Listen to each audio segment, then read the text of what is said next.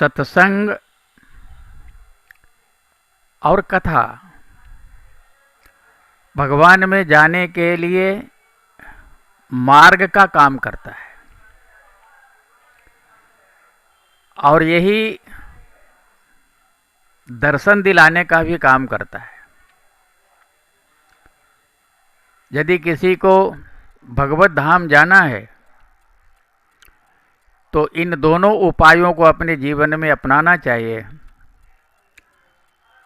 और इससे तुरंत भगवान का भी साथ मिल जाता है। भले आप में विद्या नहीं हो, बाहुबल भी नहीं हो, ज्ञान भक्ति और भजन भी नहीं हो, फिर भी कोई चिंता करने की जरूरत नहीं है। विश्वास फिर भी प्यारे, भगवान पर विश्वास रखिए, उनकी कृपा आपको अवश्य मिलेगी, और जब कृपा मिलेगी तो धाम भी आपको अवश्य मिलेगा। ठाकुर जी सारे जहां के मालिक हैं, और हम अधम और पापी तो हैं ही।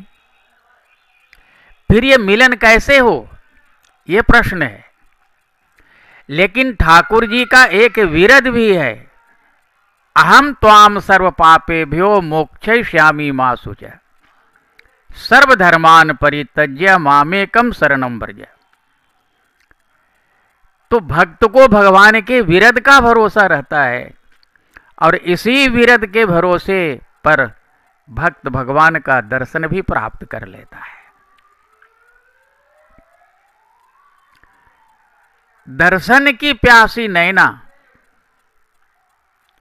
भक्त की आंखें भगवान को देखने के लिए तरस रही हैं,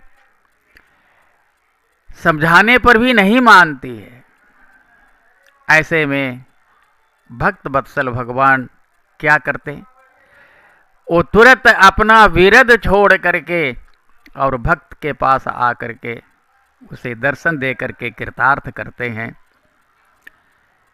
आध्यात्मिक जीवन तो यही कहता है कि जैसी भक्त की भावना वैसी ही भगवान की भावना। भक्त जिस भावना से आगे बढ़ता है आध्यात्मिक जीवन में, भगवान भी उसी भावना से 60 कदम उससे ज़्यादा आगे बढ़ते हैं भक्त की ओर, और दर्शन दे करके उसे निहाल करते हैं। आप बढ़ करके तो देखिए।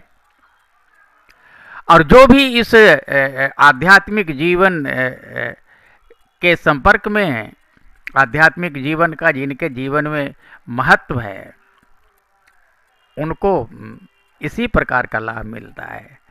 भगवान किसी से भेदभाव नहीं करते, वो कोई भी हो, चींटी से लेकर के ब्रह्मा तक सबको भगवान एक नज़र से देखते हैं, और उनके भजन के अनुसार उनको निश्चित ही फल मिलता है।